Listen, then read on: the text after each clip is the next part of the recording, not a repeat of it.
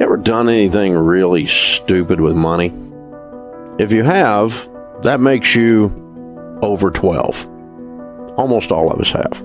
My wife Sharon and I started off with nothing when we first got married. Most people do, I think. And I started buying and selling real estate, and I got rich. By the time I was 26, I was a millionaire, making $250,000 a year. But I had done stupid. I borrowed too much money. Bank got sold to another bank, and some guy in another city looked down and said, there's a kid 26 years old, owes us millions of dollars. Let's limit this relationship, which is banker talk for ruin his life. They called our notes, and we spent the next 2.5 years of our life losing everything we owned. We were sued, we were foreclosed on, and finally we were bankrupt. I do everything backwards when I was becoming wealthy. So, 28 years old with a brand new baby, a toddler, and a marriage hanging on by a thread, we got the opportunity to start from zero again. Only I had to figure out how money works.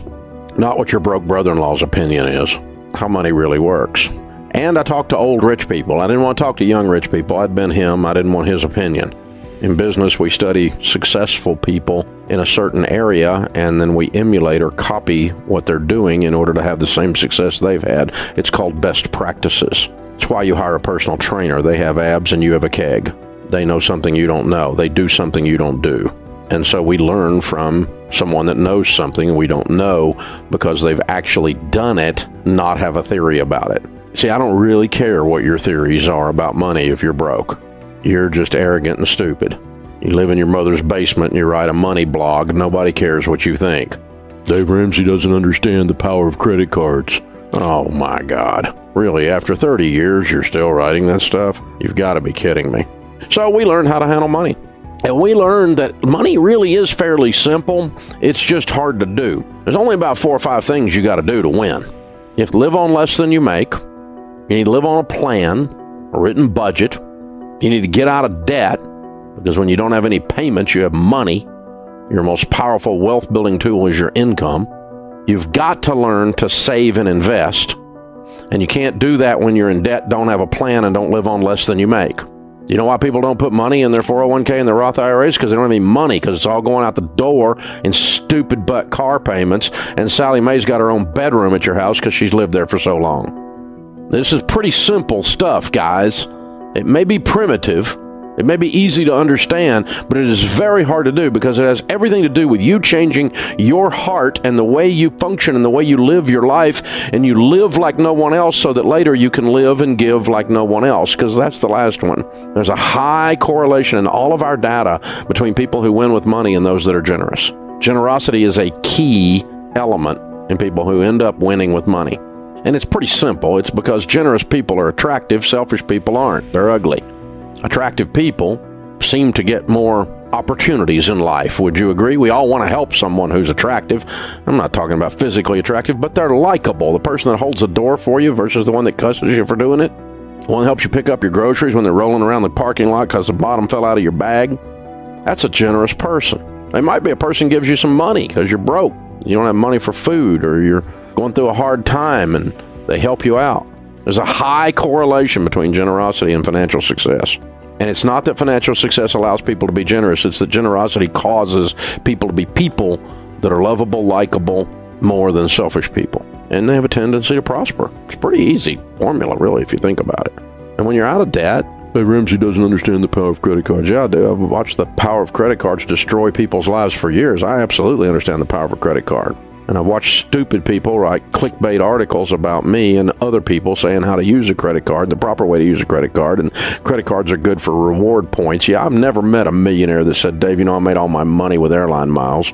Dave, those Discover points put me over the top. That was my breakthrough financial moment. Never met a single millionaire, and I've met with thousands of millionaires. Never met one that said that. They all say, I can't believe people fall for credit card debt.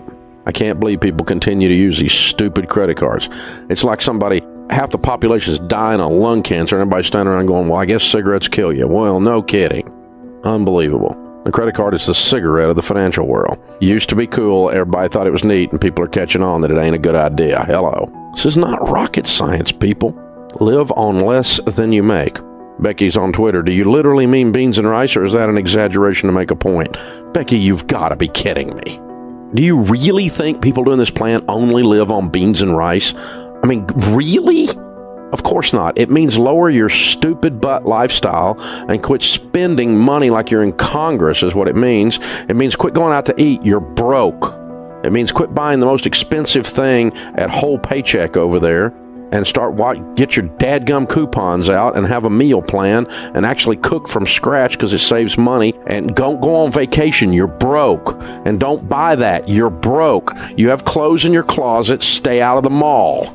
Live on less than you make. That's what it means. You have to live on less than you make in order to pay off debt, in order to save and invest, in order to be generous. You can't spend more than you make and end up anywhere but in bankruptcy court. And people are doing it every day, everywhere. See, this stuff we teach here, folks, is not hard to understand.